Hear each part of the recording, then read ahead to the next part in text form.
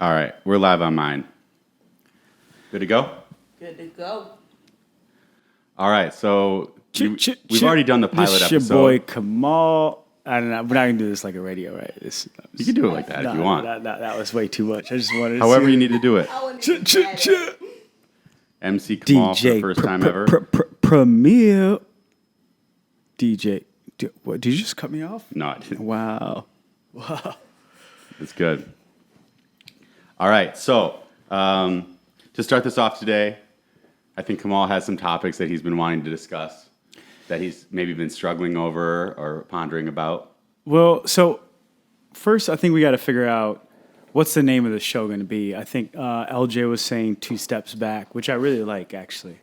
And 2 steps back is like, I think a lot of people are always talking about like moving 1 step forward, 2 steps back. Yeah.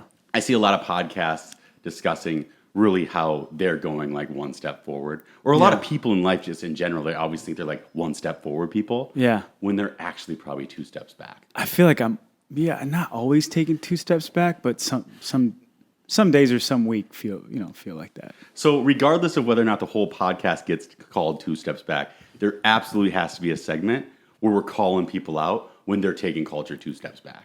Yeah, my vote is to call the whole show 2 Steps Back. What do you think, Jessica? kind of like that. See. I dig it. All right. Well, I think that this is a consensus. We have the 3 people in the room that matter because they're the only 3 people listening at this live broadcast moment. Easy. So it's 2 steps back until something else better comes up. Yeah, that's true. I like it. So I'll make a T-shirt. I had a question that I was thinking about last week, and I wanted to bring it up on this show. And it's on the topic of mansplaining. And I think it's relatively a new word to describe something that's been going on for over 1,000 years at this point. Yeah, I think this. So mine was a very particular situation, and it'd be interesting to hear your thought. So I follow this trainer. Her name is Fit Girl Mel, or Fit Mel Girl, but I think it's Fit Girl Mel. Mm-hmm. So as I was, kind of progressing through my workouts, I was starting to feel a pinch on my shoulder. From her?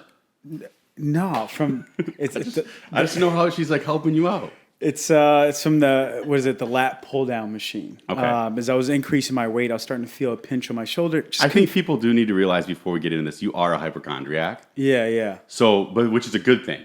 I actually felt the pinch. But when it comes to like learning about like food, health, and wellness, maybe some gym stuff, I think your hypochondriacness really helps you kind of learn things better than me. Yeah, it's because my body doesn't tell me anything. That's something else to be discussed. But. Yeah, that's. I have a lot to say about that, right. Especially how you hurt the kid on the basketball court. But we can talk about that later. We'll talk about that later. So I watched this video, and I think we'll cut it in here at some point, where she showed me the correct technique on how to do it. And once I applied the correct technique, it instantly felt better. I was able to, increase my weight and reps. And there's just this situation, especially with when guys go to the gym. I'll see a guy doing some workout and I'm like, yo, like, what's that workout about? Like, what muscles are you working? Or if I see him doing something wrong, I'm like, yo, I just learned last week. This is the correct technique. Because of the gym we go to, it's like a community effort. Yeah. We got a lot of people that want to be trainers that they just start training you and you don't even ask anything. And that's good. I'm saving like $120 an hour, not having an official trainer. But anyway, so I bring this up because I saw this girl last week. She was at the gym and she was doing the same exercise I was doing. And I could see that she was doing it incorrectly, at least to the way that I've learned from your source, Fit Girl Mel. Yeah. And if it was a guy, I wouldn't even think twice about it. I would just walk up to him and say, "Hey, man, like that's wrong," or and vice versa. Because you're a teacher at heart. Vice versa, it happens to me all the time. People come up to me all the time. And they go, "Oh, the squat, you're messing it up. Your knees are going." So anyway, I didn't go to her. I didn't actually, I stopped myself because I was thinking, wait, what? This kind of feels like mansplaining. So at what point is it mansplaining? At what point is it just being, a good community member? I think first we need to see your source. I want to see some of the videos that you discuss about this girl. Yeah. Let's put them up. We're going to pull her up? Because in order to be able to even have a discussion about this, I have to be able to validate the source. That's an All absolute right, must. so If he told me some facts about something about You need politics, I'd go context. like, let's go pull up CNN, It's research. MSNBC, All right, you guys Fox. come back Let's figure like this this. out. It's I'm going to research. show you how to do a lat pull down. So this is one exercise beside the bicep curl that I see people fuck up all the time. All right, so you want to have your thumbs out on the bar. Oh, this You girl's want a to trainer. feel the bar yeah, on she your a trainer, hand. trainer. So squeeze really tight. on the hand. You're going to come under the pad and you're going to push your hips towards the pad. Okay, you want to be nice and close. You're going to pull the bar She down. explains things to so your well. collarbone. And as you come up, you want to push your head forward. Okay, so you want to be right This under is the part I bar. was messing up. Make sure that your Yep. chest is up high and that your shoulders Right are under away the bar. from your ears. And squeeze. Down. Make sure that on your way up, you don't bring your shoulders to your ears. You want to keep them locked in, chest up, look straight. And don't hit yourself at the bar. So here's, she's a great source, really smart. She's certified personal trainer. I mean, certified depending on, I don't It know. seems like it. Who's the body of certification at this point, unless you're, I don't know. Who actually does the certifications for this stuff? Anyway, she is really good. She looks legit. And she's a mom, been doing this for 5 years, and just does a really good job of going through the process, explaining everything. And so that's my source. But so I didn't know. I was kind of stuck, in this situation where I was like, yo, like if I go up to her, like is she gonna think I'm hitting on her? Right. Like, is this, is it mansplaining because I'm a man and she's a woman?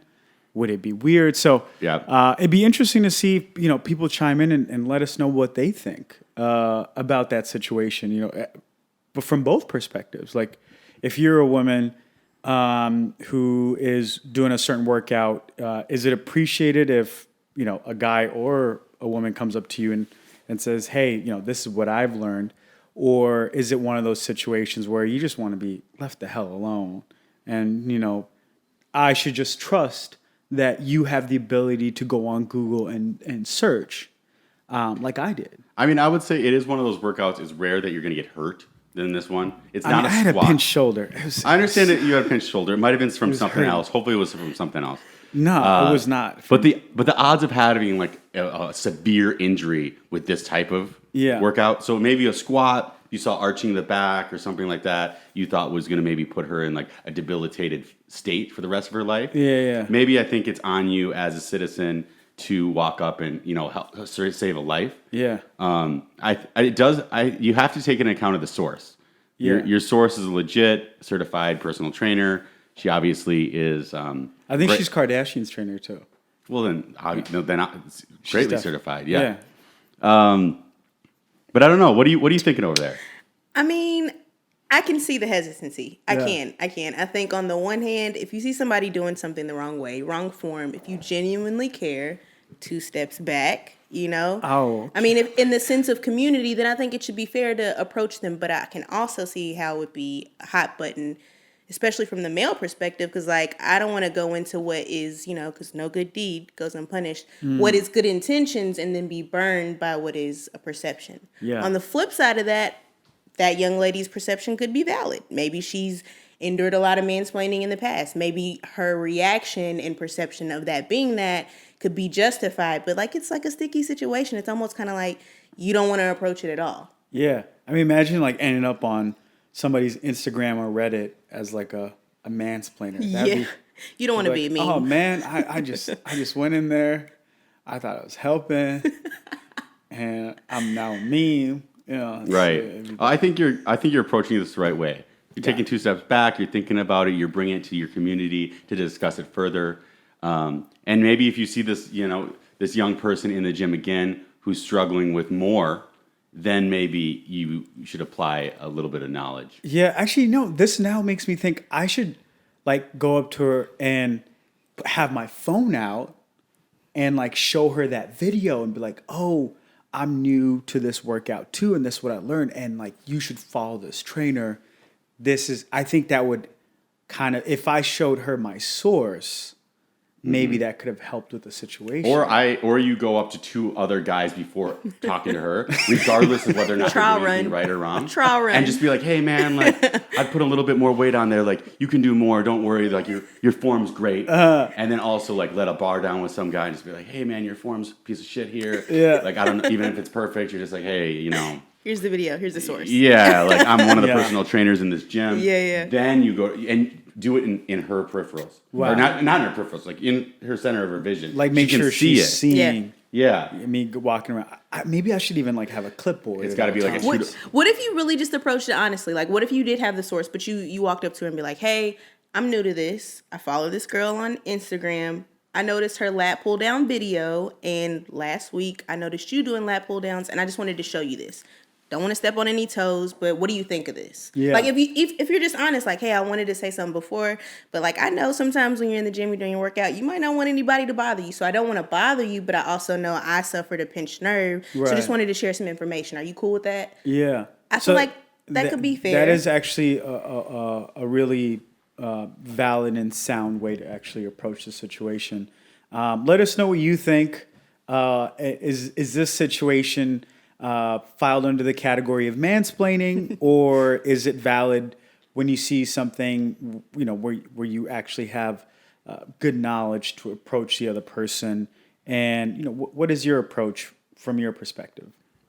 And you should start to like see it. Like, does your mind also go there with guys all the time to help like them help? Oh yeah, I mean, they do. So it wasn't just for the intention was not to get her number. No, not at all. That's important too. You gotta check yourself. I don't remember what she looks like. Wow. Oh, Yeah. Saw it from behind. Like you just saw her shoulders. Is that what you're saying? You don't know what she looks like? I'm just making sure I understand correctly. No, I'm saying like You I didn't see don't her face. remember her. Gotcha. I wasn't thinking that because when I'm in the zone when I'm in the gym. Well, I mean, I you were feel scared that. we were going to get canceled by culture, so that's why you couldn't. You just blocked it all out. You basically have PSTD right now. Actually, I the reason why I do have PTSD. PTSD. Yeah, is PSTD. That's like I think that like actually ends your life. there's 2 of my friends that are girls who I know go to the gym frequently, like 4 to 5 times a week. When I hear one of their complaints, it is about, a guy walking up to them and trying to mansplain or get their number. Like one of my friends, she actually works down at this coffee shop. Mm-hmm. She was saying that this guy found her on Instagram, and it's like, how did he find her on Instagram? From the gym. He saw her at the gym and then he just found her on Instagram. Yeah, but how? Like, how Yeah. many? There's got to be like more than one. More than one Sarah, more than one Jessica, more than one Vanessa. Like what? I mean, it kind of matters how she's showing herself at the gym. Maybe it like linked up perfectly to what her Instagram account looked. Yeah. He must have talked to her though. He must have He like came up and knew it was a Sarah or something like that. Well, no, she said that. She doesn't even use like her real name on Instagram. That's so weird. Because how would he know her username? Yeah. She probably just wore a hoodie with her IG handle. Yeah. Like, let's be real. Like, she was in there promoting. It's all good. Right. He peeped the IG handle and looked her up. How else do you find somebody on IG? At Becky 246. It's incredible. So another topic I want to talk about is actually he's a hilarious comedian. Hopefully he doesn't get a hold of this because he will roast the hell out of you. DC Young Fly, funny dude, really great comedian. No knock on his art whatsoever. But he was saying something last week where I was like, man, get out of here with that. Basically, he released a movie. Okay. And the movie was horrible. I mean, they were thinking it was going to be like the next Friday, but it just wasn't. I think it was him. And It was in theaters and everything like that, or It no? was him and T.I. and other people were in it. And he was saying, I don't get it why, the black community will go out and like watch all these other movies, but like not support our movie. And I hate it when specifically when black celebrities do that, because black celebrities will, it's like, go ahead, get your paper, get as many gigs, do your commercials, full support, happy for you. But then they'll turn around, obviously use that money, go buy Fendi, buy Gucci, buy whatever. And then when you release an ass movie, don't turn around and be like, yo, black community, why don't y'all support us? Why y'all supporting all these other movies? It's like, nah, there's a lot of great black movies that are out there that we rewatch every single year. And this wasn't like an art piece. This was like a bullshit comedy piece, right? No, I'm looking it up because I've seen it. I don't think it was new. It's called like Cookout or something. The Trap. That's what it's called. Trap. I've seen it. It's on Netflix. And I didn't know it was like controversy. I loved it. I thought it was funny as hell. Yeah, like, but legit, but it's not that like black people didn't support it because they were supporting Avengers, right? You know what I mean? It was like, Black Panther is one of the highest grossing movies of all time, right? Again, you can watch Friday and Next Friday every single year. Life, Boys in the Hood, Coming to America. There's so many amazing movies that have been that is mostly black actors, directed by black people, that are doing great. If you put out a movie that we consider, or just the general population considers, shitty, don't use the black heart at that point. Don't go out and say, why don't y'all support us, yada, yada, yada. It's like, yo, like I see you rocking a Gucci, a Fendi, a Louis all the time. Like, with your money, you go out and support whatever you want. Mm-hmm. And if you're funny, like you are on Wild 'N Out, like we'll tune in, you'll get that commercial money. But if your movie sucks, it sucks. Yeah. And I don't see it from the title of the movie. I've never seen this movie. I don't know this guy or anything like that. It sounds like the movie's moving culture 2 steps back. A comedy movie about the trap probably isn't something that's advancing culture. Facts. And so 10 years ago, I think African-American culture was subjected to saying, okay, if I want to support a black-made movie, it was probably a comedy movie like that. Yeah, with some sort of caricature of But now the hood. there's so many different true art pieces out there Yeah. that aren't just subject to degrading culture, that are actually lifting it up, building it, that there's just a lot more areas to support. And I could see a few people being like, yo, like, that's not the way we're going anymore. Right. Like, would Friday actually be a cult classic if it came out today? Right. That's a good point. Would people be like, yo, that's the dopest thing? I think it probably still would be, because it is so incredibly funny. Yeah, and it's well done. But I think we see that across the board, like the black dollar or black support is seen as a monolith, and even in mainstream. So for me, it adds insult to injury when black celebrities say stuff like, the black community don't support me. Like, I think Nicki Minaj just a couple weeks ago said that black online commenters treat her different than white online commenters. And to me, it's like when you treat the black community as a monolith, it does a disservice. Like, we are allowed to spend our dollar, like you said, Kamal, in as many realms as we choose. Right. But because the dollar is so powerful, when we choose not to support, it's like, oh, well, I made it here.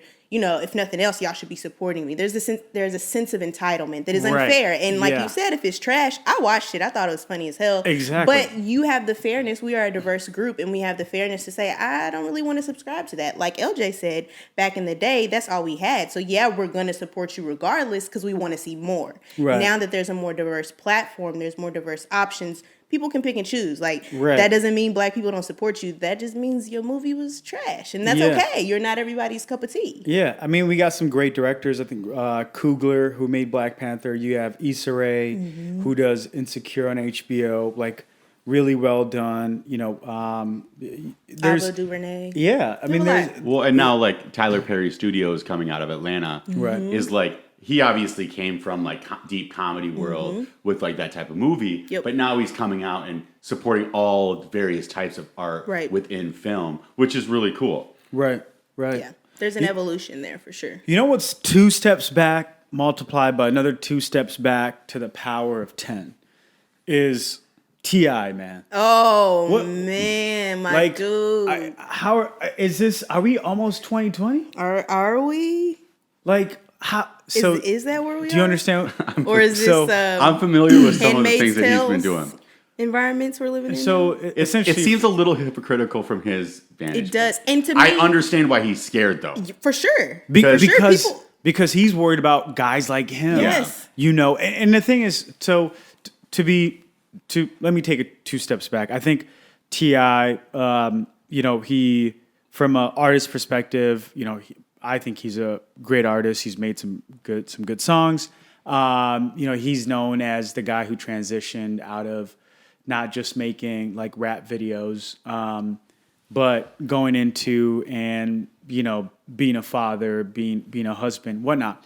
Anyway, talking about like going to the doctor to check your daughter's, is it hymen? Hyman, it is. Like Yeah. what? Like, And when First- he was saying like she doesn't ride bikes, like Yeah, here's the thing. She don't ride bikes. She don't ride no horses. Like my dude, to me, the boundary is the sharing part. I have my own issues with him actually taking her there, actually, in a sense, forcing her to, give up the rights for him to have that information. But to me, it's the sharing part. It's an added Right. layer of humiliation. Right. It's just So- not something you share on a public how did this platform. get brought up? How did this? So He did was on a she podcast. Present this? No, he was on a podcast with her name is, I'm mistaken it, but it's Miguel's wife and another young lady. He Okay. was on, I think it's like 2 ladies or something like that. He was on their podcast.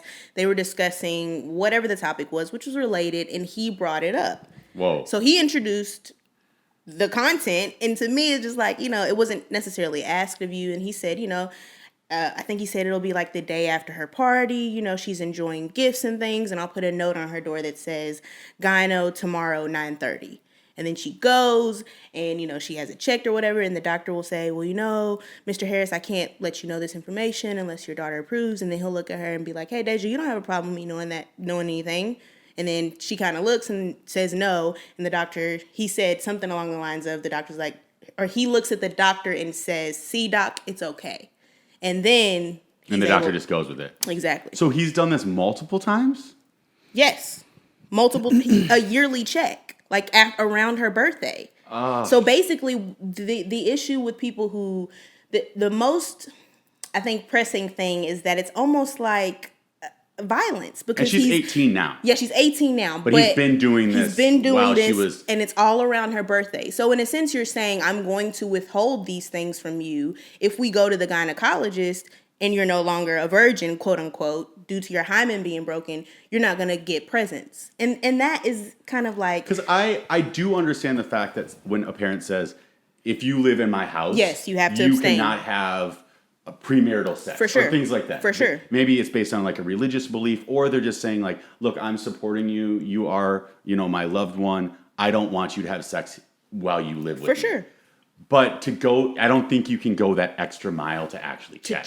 because that's crazy. And it's Like, misinformed Yeah, at that. Even if you exactly. could, it's completely misinformed. because it has nothing to do with it. Exactly. It's not actually a reliable way of Not checking at all. somebody's virginity. Because you're an athlete at all, like I've heard it's not. You probably are not going to have that happen anyway. Yeah, I mean, It's already gone. Yes, it's I mean, already gone. So it can there's easily a few, stretch. There's a few factors. One is there's a complete lack of trust, right? Second, it feels like it is a continuation of power and control over somebody else's body, Right. to a level that is it's even beyond intrusive. And then lastly, I think, as you brought it up, is the sharing of it, because she's a young woman who is growing into this world, and in the world of social media, to have that information put out there, and not to think that this is mentally going to affect her. This is not going to affect her around her friends. It's Right. so intrusive. Yeah. Well, and his it's- fear is only based on his actions.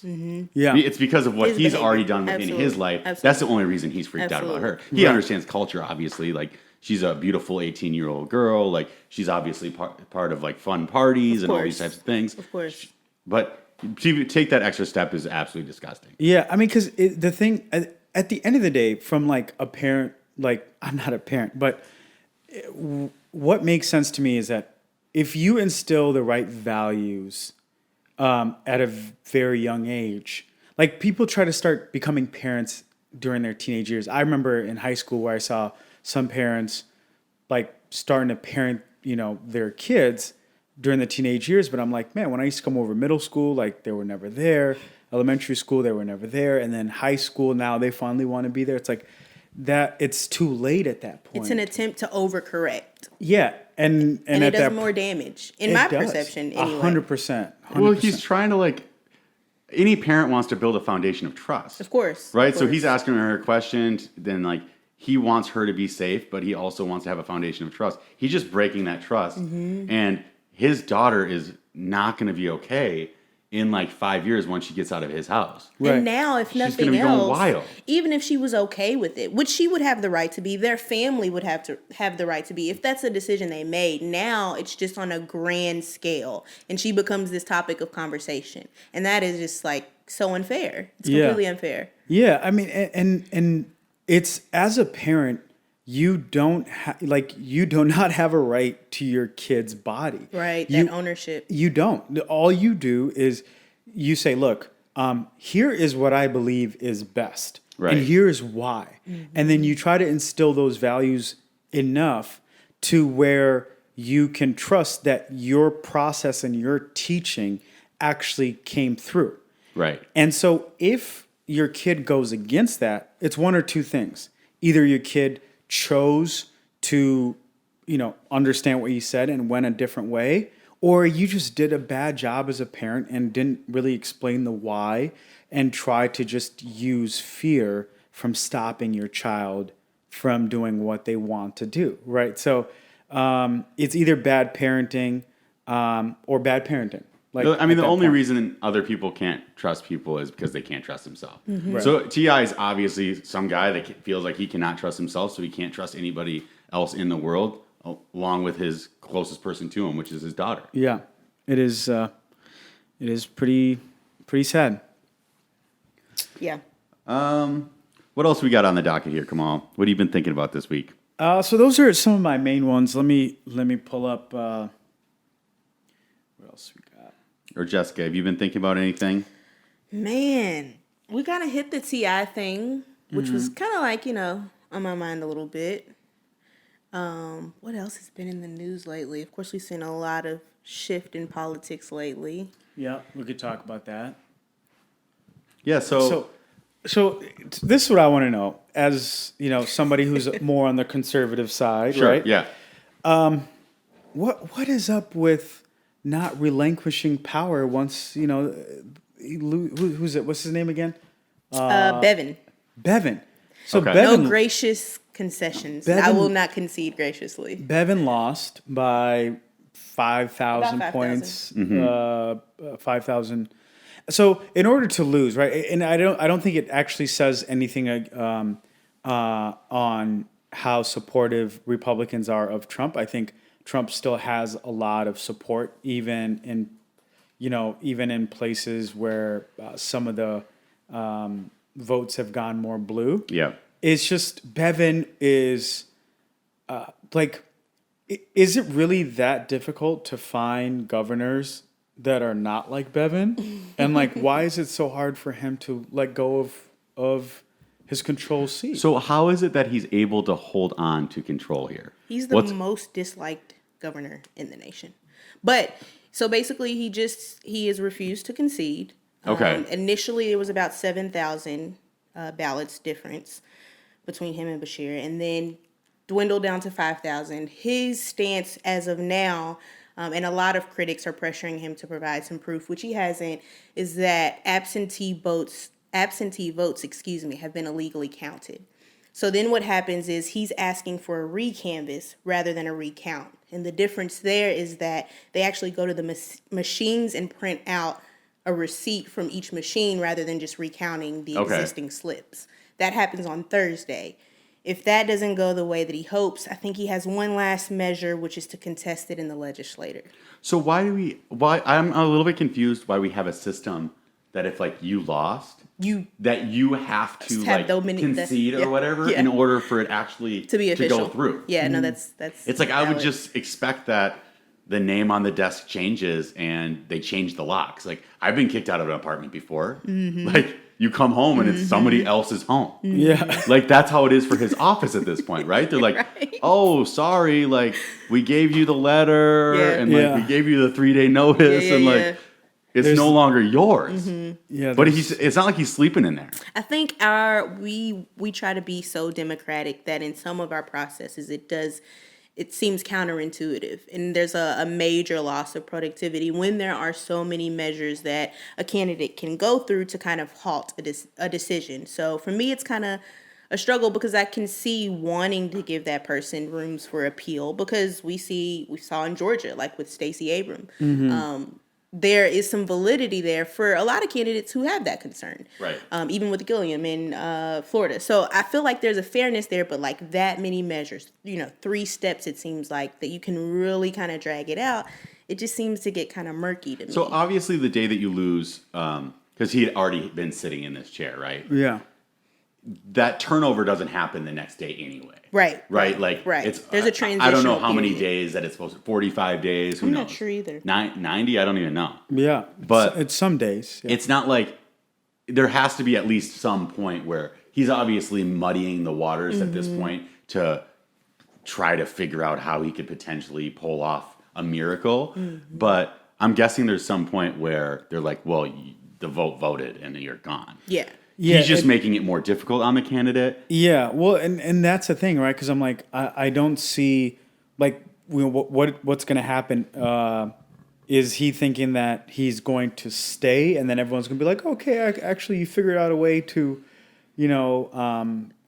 stay, and then we're just going to accept it. Like, I think you're going to Exactly. start.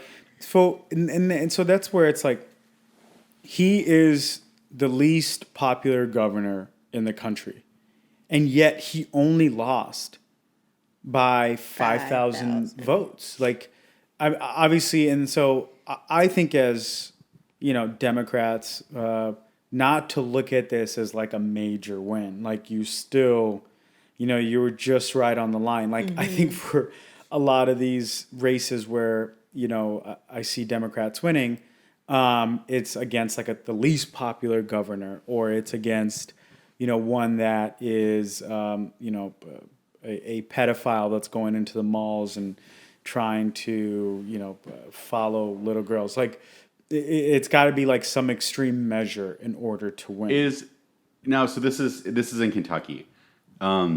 Is Kentucky one of those states where because there's a few of these like southern states that vote very Democratic locally, but then on the federal level Yep. or like higher state position levels like governor, they go more towards the right. Yeah. I don't know. Is that So, one of no. those situations where it's like the levers kind of change depending on how close to home you are? Kentucky pretty much votes red both locally and nationally. What you'll find is that in some of and for context for the audience, I am from Kentucky. What you'll find in like some of the bigger cities that are university based, like a Louisville or a Lexington, you'll find large Democratic races and a lot of progressive values there, legislation being passed there, and then it kind of trickles outward. But in the outskirts, which is, mostly coal country, which we know, has a little bit of a chip on its shoulder, which is understandable. They're going to vote red. And I think what we're seeing even with Bevin is that portion of Kentucky saw most of their services and their rights, health coverage and things like that they were subscribed to be stripped from them. And they still continue to vote in opposition of what is best for them policy-wise. And I think that's the dissent that we see kind of like across the board in a lot of red states is that folks are willing to be so policy or so aligned with their party that they're literally voting for policies that are affecting them more so than they are the opposition. So that's kind of what we see in Kentucky. And I mean, a lot of folks, when it comes to like healthcare, lost a lot of healthcare coverage. And they're the same people who voted for the measures that would strip them of their coverage. And so it just didn't matter. It was like a party line. Like they go in and they're going to march straight down. So that's interesting. Definitely interesting dynamic. It's just I think, what Trump is doing is I don't think Trump's base is actually getting smaller. I think it is getting bigger. I don't think that's because of Trump a lot of the times. I just think it's because of the deeper divide that we're getting like on different policies. What's tough about being a Republican is the fact that, and the reason I even call myself a Republican is I am a conservative at heart, and Republicans are going to stand on the side of conservative policies more often than not. But the biggest problem Republicans are having right now is they are only the person who's always stepping up saying that like I am going to be your leader is the guy who's like I'll fucking do it. Yeah. Like I'll do everything. Like I'll be the asshole that you desire. And that's not really from my perspective that I wish. I'm like, yo, I kind of want somebody who has like an articulate, charismatic voice to say, I understand that we need to have empathy all over this country for things that are going on because we have disasters everywhere. But the government in this particular instance, maybe in this local government or through these policies, isn't going to get us to the solution that we desire. Sure. And that's not what's happening right now. Right. I don't see any leader within the Republican Party that is able to articulate why being a conservative or why having a smaller government can be beneficial for the masses. Yeah, for sure. It's usually just this asshole that's just like, I will say whatever you need me to say in order to just pile and push through all of the BS that comes with it. Yeah. And so it's pretty weird, but I think I at least hope that like, in these instances, I don't know actually why this guy is dramatically like disliked. If you can kind of give me a heads up on it. He's made, to start, I think, honestly, Bevin's commentary and his rhetoric is most problematic, more so than any of his actual efforts in government. He has said very damaging comments towards teachers. Like really damaging. I think he said something along the lines of like trash collectors or something. Well, I don't remember. It was what happened was the pensions were getting cut. Yes. So teachers went on a strike, and the Bevin went out and said because the teachers are on a strike, there are kids who are getting molested and raped in their own homes. That's right. And obviously, these teachers live in communities. They are, church members, community members, whatever. And when you're making fun of these teachers, you're making fun of their whole families. You're insulting their whole families. You're insulting the communities that they're in. And then you're also saying like, but what happened was he created the issue. For sure. So then the teachers went on strike. Yeah. So then he was blaming the outcomes of what he created on the teachers that were striking. Yeah, but then also now you're saying like, wait, so if kids in Kentucky stay home, like you're expecting them to get like molested and raped? Literally. And by who? Like and exactly and it's so like bizarre. how did your mind go there? Yeah, yeah. So that's the kind of thing, and he's had multiple occasions like that. And the reality is that Kentucky does have structural issues, and specifically when it comes to pensions, there are some cuts that unfortunately will need to be made to stabilize funding. That is a matter of fact. And I think a lot of people, even if bitterly, accept that. But I think when you get into discussions of where those cuts come from and you go and you're speaking against community protected, in my perception, demographics like teachers who do the hard work of this country, you can't expect people to vote then in your favor because you've become just dislikable on a personal level. Mm-hmm. And I think that's where politics is right now. People want to like you on a personal level. And why would you attack teachers? Why would you ever attack teachers? It's just one of those crazy things that you just don't. For some reason. Teachers and babies, teachers, babies, and puppies are off limits. Right. I feel like pretty much, they're just protected. And he's completely aloof. He doesn't care. And I mean, there are other things like valid legislation. To be fair, I've been out of Kentucky now for 3 years, so I'm a little distant from the specifics, but he is very, very much disliked. Yeah. Very much. And that's why, when a guy loses like that, from a conservative perspective, it's a good thing. Mm-hmm. Because we don't need people that just want to always plow through to just get to places that, okay, now we think that our policy is more aligned. Right. There has to be some sort of intelligence and empathy and ability to articulate and lead to be able to be in these positions of power. Like, I don't look up to these people. We don't need to idolize them, but they have to have some level of character in order to get somewhere. Yeah. And for a guy to fail like that, hopefully it wakes up some of these areas, or at least gets him the heck out. So then Right. somebody else can step on and be like, hey, And- that last guy was an asshole. Sorry. Another thing that came up was they asked him how he paid for one of his like mansions, one of his houses, and he said that if Kentucky citizens didn't pay for it, it's none of their business. Like literally, just like it's none of their business. And it was like, you're a public servant. And then he's also not from Kentucky. And I think in small local areas like that, when you are like a transplant, it's different than like in bigger cities and states. Right. You're already kind of like at bay because you feel like an outsider. So for you to come in and then attack the community leaders and then say things like it's none of your business or blase, you're not really serving And why the can't community. he just say, like, I don't know how he got his money, but like, Just hey, say- I own a bunch of car dealerships. Right. And just so you know, like, they're highly profitable still. Transparency. The profitability that I've brought to my business, I hope to be able to bring to the state. Yes, Like, just yes. turn your positives into positives. Yeah. Yeah, you They should always got to run, attack, like, with a sense. random negative. Yeah. It's bizarre to me. And I could see how, from a true conservative's perspective like yours, it does just taint the perception. More often than not, rather, all it does is swing people who may be in the middle and lean conservative to the left. It just puts this distaste. And I think if you are somebody who wants to make your decisions about policies that are pertinent to you and your communities, you deserve to make that decision, and you deserve leaders who are going to get to the meat of the issue. Right. Rather than people who are going to be like these caricatures, these mascots. Because frankly, as a business owner, as a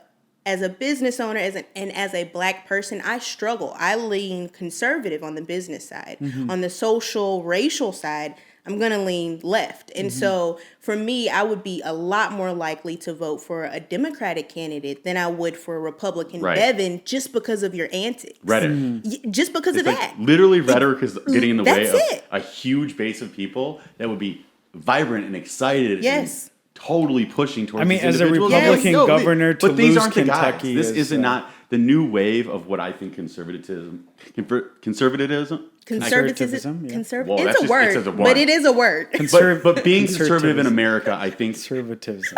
we're done with We're that. going to put that on the screen. Conservatism. We're going to put that on But the screen. I think being a conservative in America is going to start being a larger thing that's going to be discussed, and people are going to be able to cross over the line when we get more of these guys out. Yeah. So I just hope that people don't lose sight in that, like, how this guy obviously brings back those values 2 steps back. Yeah. We just have to clean the slate for, and then we can walk forward. Yeah. I mean, I think a lot of Democrats are hoping that Mitch McConnell loses, in the upcoming election, but I don't think Mitch McConnell is going to lose. I feel like he's considered, like, in football terms, like a fullback for Donald Trump. And I don't think that, like Mitch McConnell is who Nancy Pelosi is to the Democrats. I was just going to say that. Yeah. Where he's like, he's not your perfect person. Yeah. But they're just a figurehead that's been there for He's so been long. there so long. And they're willing to take the shots. Yep. I think He's lot the of old guard. I think, like, the reason that Nancy Pelosi or Mitch McConnell is around is they're willing to take punches other people aren't wanting to take. Yeah. So it's like, they at know least the we can game. have this person who's willing to be the big bag for the other side. Yeah. And we can get stuff done. You're right. And they're not even trying to be liked on their own side half the time. Yeah, that's true. The last topic that I have on my side is, I think we've all been following it. It's with the case with Rodney Reed. Yeah. It's actually, yes, everyone knows the general topics and what's going on there.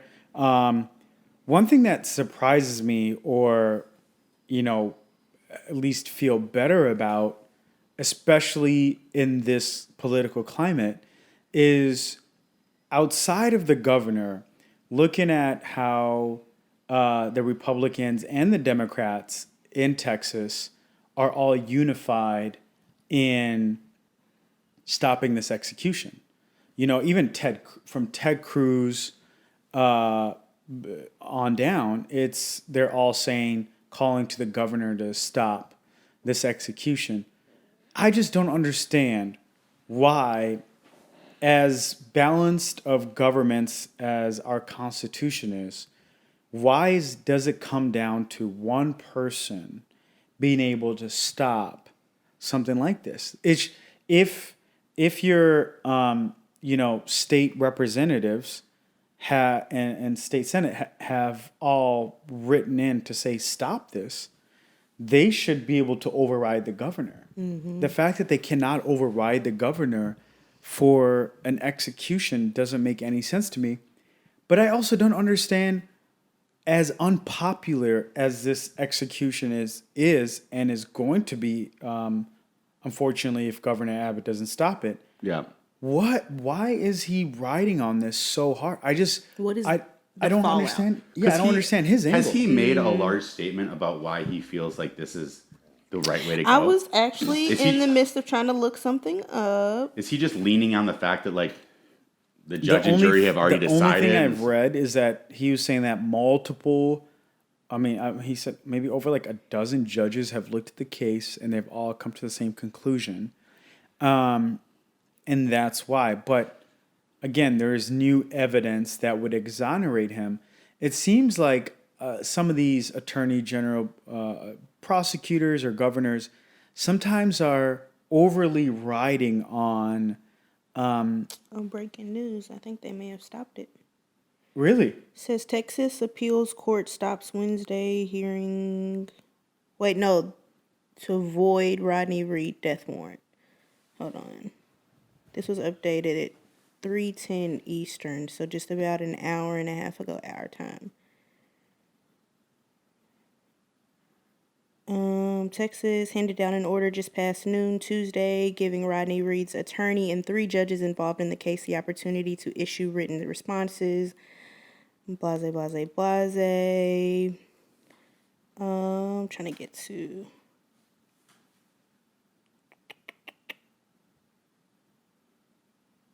It doesn't really, after the previous one. The Reed motions claimed Judge Doug Shaver, the judge who signed Reed's execution order, was not properly appointed to preside over the case. Reed's side then asked elected Judge Carson Campbell of the 21st District in Bastrop to hear their argument on the motion regarding Shaver's appointment.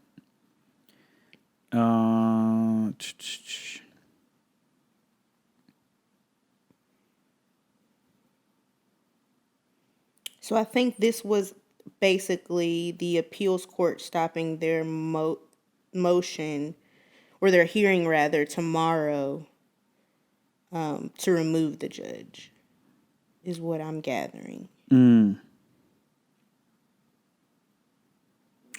The motion says Shaver was assigned to preside over Reed's case in 2014 after the previously assigned judge recused herself. So what would need to happen at this point is he would submit an application for clemency. The board would decide whether to recommend commuting the sentence to life in prison. And then if they do make that recommendation, the governor can accept or reject it. It says the one thing Governor Abbott can do on his own without board recommendation is to grant a 30-day reprieve. So that they could check the facts? If he does grant the 30-day reprieve, state law requires a 90-day notice before someone's execution date. So, hypothetically, the state could extend an execution date by up to 120 days. This is all from KVUE ABC, so, of course, a reputable source. So So it here it says Judge Shaver also sent an email that same day to Judge Billy Ray, the presiding judge over the 3rd Administrative Judicial Region, where Shaver lives. In that email, Shaver cited concerns over his own competence to rule on cases. So it looks like as it relates to the appeals court, what they stopped today It says Reed's team of attorneys are also preparing for a hearing in Bastrop County on Wednesday where they will argue whether the court should void Reed's execution order. If the motion to void is granted, Reed would receive a new trial. So it sounds like what the appeals court denied today was their hearing tomorrow for him to have a completely new trial. So now he's at a point where the only option is clemency. Yeah.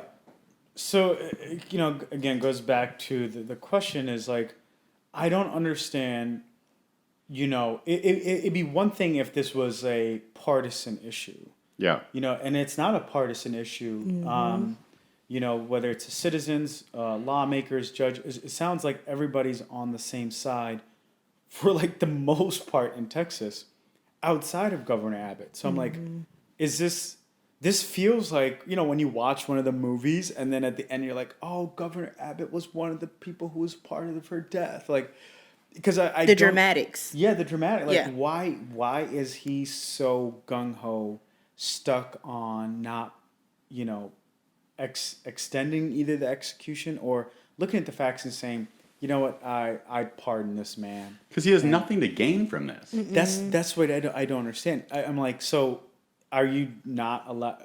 Is it because you have something to lose? And that's the part I don't understand. George Bush was in kind of a similar position, but he, essentially was all more on the line, along the lines of saying it'd be better for us to free 10 guilty people than to execute one innocent person. And so it's getting more and more weird at the way the line is moving. And especially from a state that talks about, Texas relative to other states is pretty Christian forward, is pretty church forward. Governor Abbott, I think, paints himself as a man of faith. And I don't see anything about this, where it's like, if you believe in, if he goes to church and he believes in heaven or hell, how do you get up to a point where you're like, oh yeah, like, I guess I felt like he should die. Like, he has no real reason to allow this to happen other than using, other than just using technicality to be like, well, other judges said he was good to go, so he's good to go. Yeah. And this is like one of those things where I just don't even know how we've gotten ourselves in this position that one man has this vote. Yeah. And over this someone else's decision-making life. power. Yeah. Like, I think that's BS. Like, a governor to me is this person who's like supposed to, give a better off for like the economic development of a state. Like, obviously is supposed to, put the law and order in a place to be able to be, good and justified for people. Like, but when you give person like this, the one individual, the last say, it doesn't make any sense at all. Yeah, we're putting process over what's right and wrong, which should never happen, right? So just because he's gone through the process and maybe he's gone through appeals in the past, it doesn't matter. If we have new evidence, if we have new technology that could exonerate people and has done, the Innocence Project has taken on this case, and they're regarded as like the most notable group in the country. They don't take on cases unless they know that the person is innocent. Like, they know he's innocent. Yeah. And so if, when we're in these type of situations, why is process overstepping human life, especially in a state that's supposed to be conservative and touts Christianity? Like, I feel like this is, even as somebody who's not Christian, I feel like from everything I've learned about Christianity, this is so There's a moral high un-Christ-like. ground. Yeah. Yeah. Well, this guy is not showing any level of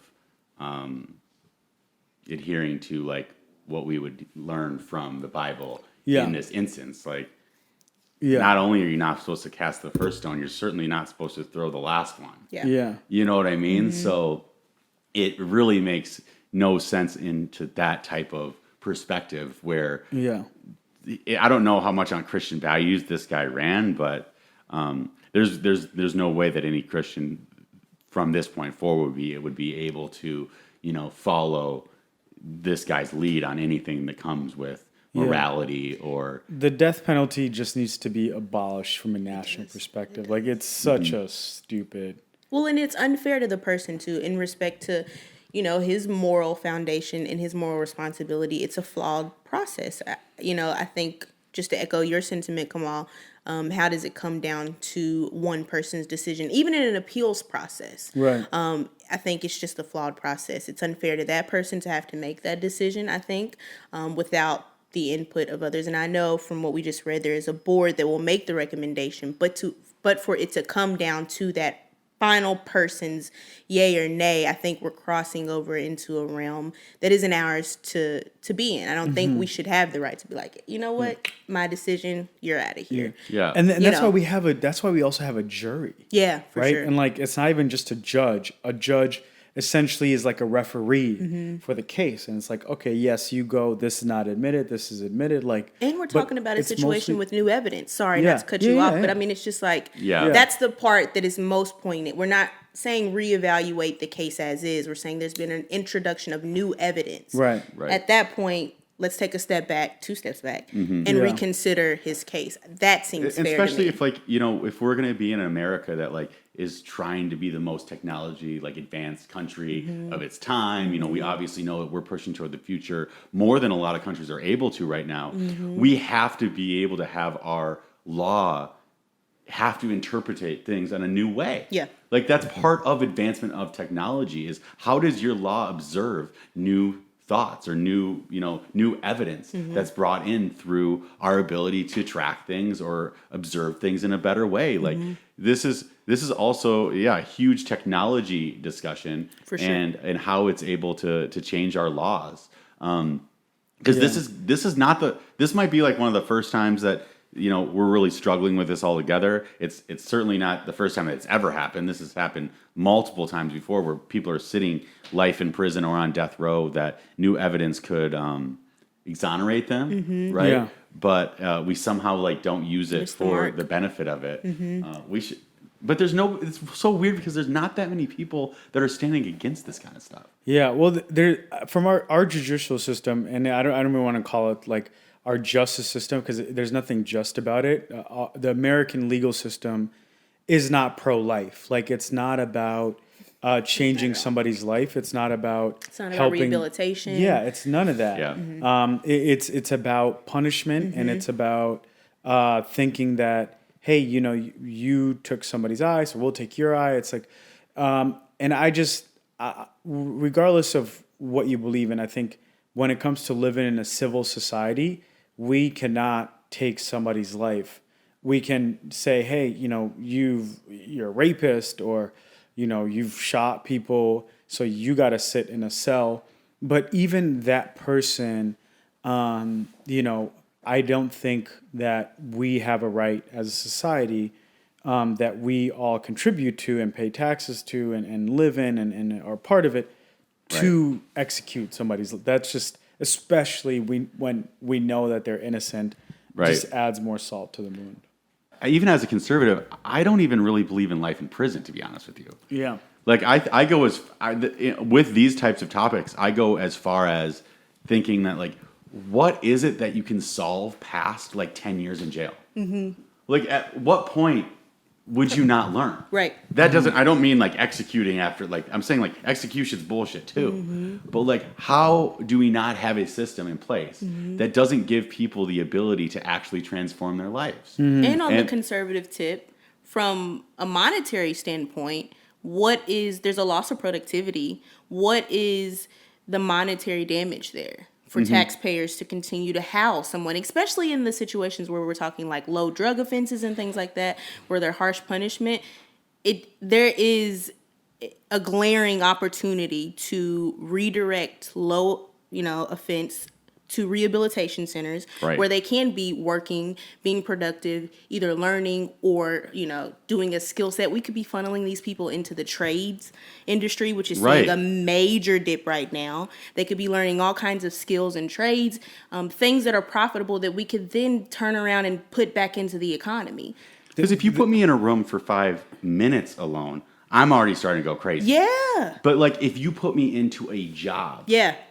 like for 7 years, you could change my life through that.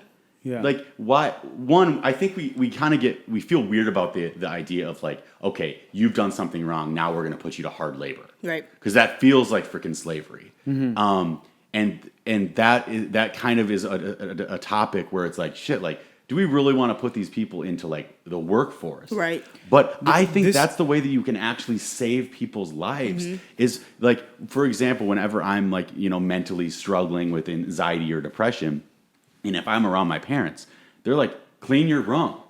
Like get down, Something like to be scrub busy. the floors, wash your dishes. Idle hands are the devil's playground. Like That's what they figure say. out your life by getting down and dirty. There's been times that like we've gone on mission trips and digging trenches is something that has really got me out of like some really shaky thoughts in life, because it's like, I'm just going to sit here and do this for a while. Yes. And before you know it, my brain and body kind of align in a different way, and they go, wait, I can 'cause, live through you, this. You go through from a wandering mind that thinks irrational thoughts to coming back to understanding like the basics of just, creating a whole. Right. So why couldn't you have kind of an on and off schedule where it's like, look, you murder somebody, you're going 3 years hard labor. Yeah. Like, it's going to suck. You are going to be digging trenches. You're doing like infrastructure work. You're helping us with bridges. You're helping us with the highway system. And well, maybe we have like the technology it might be digging a trench next to you. You're also going to be digging a trench alongside of it to just get you refocused on something else. It's not totally punishment. It's more like we want to reset your brain. Yep. And then from that, after like 3 years, you go, look, you went head down for us. Thank you. You just built a trench from LA to San Diego that's going to be Elon Musk's new like portal. Let's start talking about what do you want to do next? Yeah. How can we educate you? Yeah. Now we're going to wake you up early in the morning. We're going to feed you right. We're going to educate you for 3 hours in the morning. And then for the next 8 hours, you're going to go back to digging that trench for like 3 years. Yeah. So And then your last year after your seventh year, which is kind of make it a little more biblical for me, is all college. Yeah.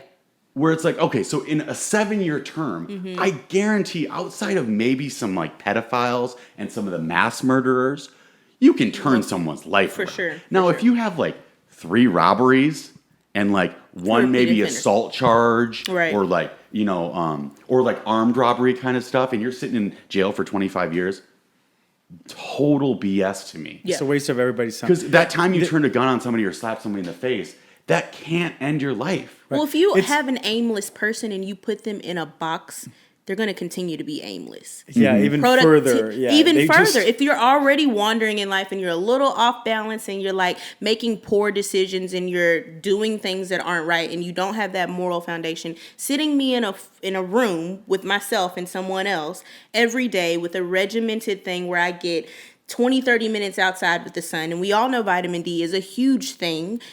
That is so counterproductive.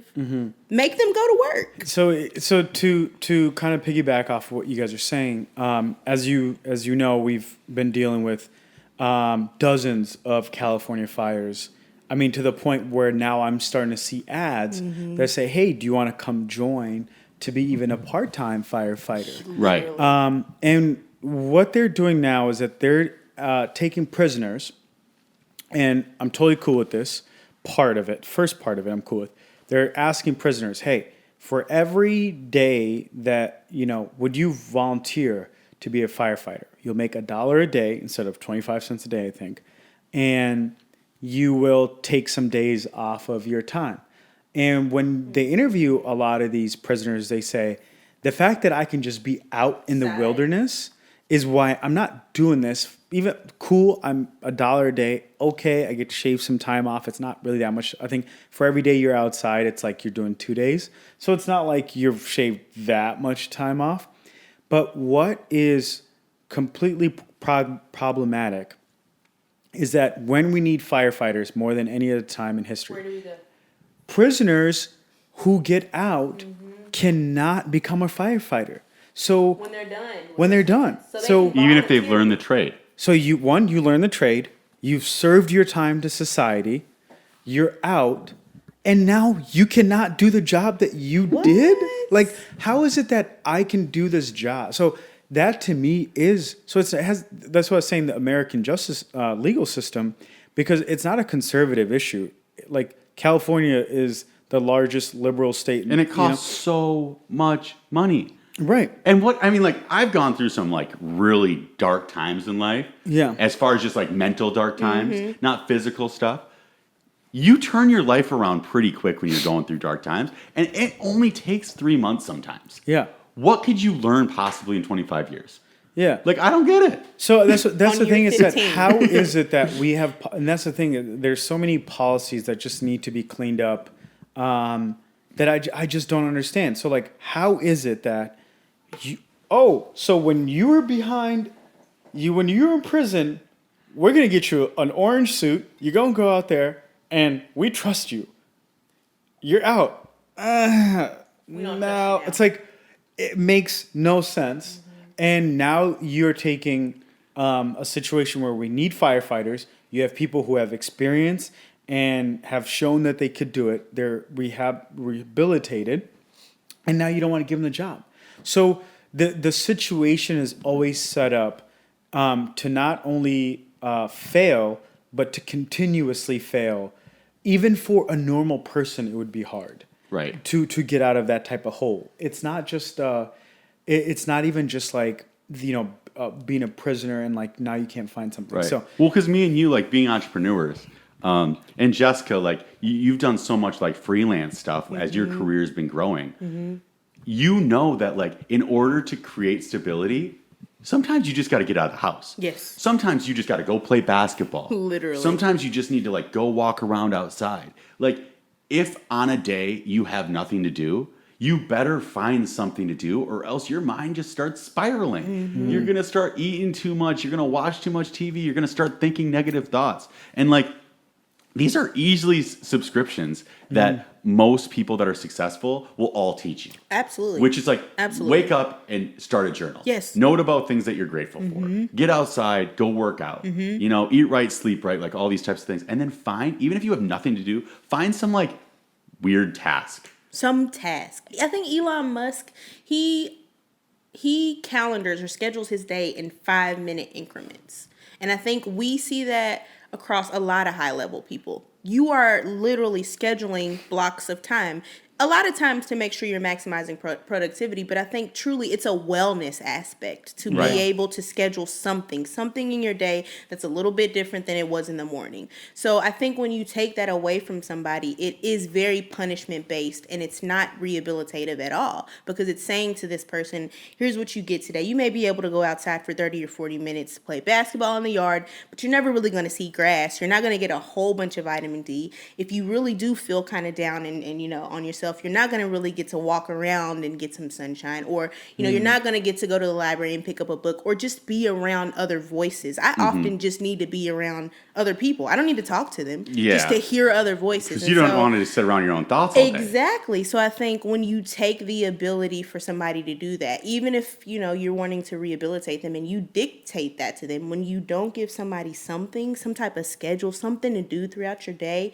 and you throw them in a room and you say, sit down and just sit with your thoughts, that doesn't help anybody. And then taxpayers are paying for them to sit there and continue being down on themselves. We've seen statistics where most felons, once they enter back into society, they either go right back or they experience very severe depression. Well, and there's a reason for that. Because from my perspective of being able to actually enter some prisons and discuss matters with individuals that have been in there for 5 years to 25 years, or some guys who are going to experience life, they don't know how to act outside. They're like, after you've been in here for 5 to 10 years, you're like, yo, I've been out and I've come back in maybe 2-3 times. It just felt sometimes better here because I got so preconditioned to lifestyle. Yeah. Because we all are kind of like homebodies, right? And like what you get used to, it takes a while to break you loose. If we're not trying to help people break loose, it's like when you're in here, you're going to know what it feels like on the outside world even more. Like we're going to give you structure and schedule. It's easier to build a community in the prison than it is out because of the lack of support system and the system only working to wait till you make a mistake, right? Like, oh, you didn't check in. And so now that's a strike against you. And like, like how racial tensions always really rise in prisons as well. Like you have to kind of take your side. Right. Like me and you wouldn't be probably hanging out if we were in a hardcore state penitentiary. I don't believe that. We'd be kicking it. We'd be kicking it, and we'd have like the 60-inch screen, and our room would be dialed. Yeah, we'd just get everybody together.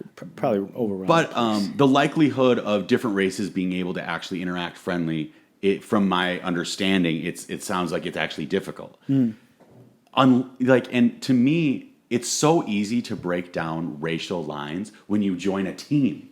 Yeah. Like, you see this in sports all the time. Yeah. Where, like, sports deal with race in a different way, where it's like, yo, we're all on the same team. Like, we're not looking at color. We're not looking at background. We're like, if you can contribute, you're my guy. You're my person. You're my girl on this squad. Why we can't form teams to go outside and, like, figure out and help the world structurally. Yeah. Which would be so unifying. It's interesting because it kind of, it is a tangent topic. Sure. Which is, that's why you see people when they move to a new city, over time, their fashion changes. Yeah. And that is because you want to fit in. Yeah. Like, people are not looking to stand out. And so you can tell, you're like, oh, that's a tourist. Right. It's like they're wearing a California shirt. It's like instead of like dressed in all black and whatever. So you can tell. So that there is an element where the brain wants to be part of a community. The brain wants to feel included. We're very social beings. And so when it's the design of it is, and from a team perspective is, now you have a new, whether the color is a purple jersey, a green, red, yellow, it doesn't matter. Now you have this new identity that, brings us all together. But so from a prosecution, have you guys been following the San Francisco district attorney race? Inform I us. have not. So there's a guy named is Chesa Boudin, Boudin. He's never prosecuted a case before, and he's like the outsider essentially. Okay. His parents went to prison when he was younger, and he saw the system and like what they went through. And he was going up against this in-house person, Susie something. So Governor Newsom from California, Kamala Harris, all these people were in support of Susie. The insider. The insider. Yeah. Even the San Francisco police group put $1 million behind her as well. Because they maybe knew her. Or they support her agenda. Susie Loftus, yeah. But he beat her, and it was a tightly contested race. But he had no business winning this, but he did, and that makes me very hopeful because I think that the thing I hate about politicians is that they think that they're sometimes celebrities, where they feel like they're on this like high horse, and they're like, well, if I throw my support behind you. So, obviously President Trump supported Bevin, he lost. Kamala Harris and Governor Newsom supported Susie Loftus, and they lost. It's starting to hurt you. Your endorsements are like, if they're too politically bound. Yeah, and it just shows that citizens are now saying, we are tired of career politicians. Right. You need to be somebody who comes in from a different perspective. I want you to be a doctor. I want you to be an engineer. I want you to be an astronaut. We've seen that with Yang, the entrepreneur who's interested in the race with no political Well, it's weird background. when you like look at like politicians' net worth and you're like, wait, you've been in politics for 30 years and you're worth like what? Yeah. It's like, what the heck is going on? Yeah, How? what's going on here? Would you go on summer vacation and make $6 million? Yeah, Like, facts. Yeah, Facts. and that's where it's like, I think within all these topics, I think we've brought up a lot of issues that we've said we're against, but I hope that especially our generation who aligns on things that it's like, look, we may disagree on some ideal things, but from a policy perspective, it's going to be important for more millennials to run and say, look, I don't care if the whole state politicians are against me. I don't care if the president is against me. Yeah.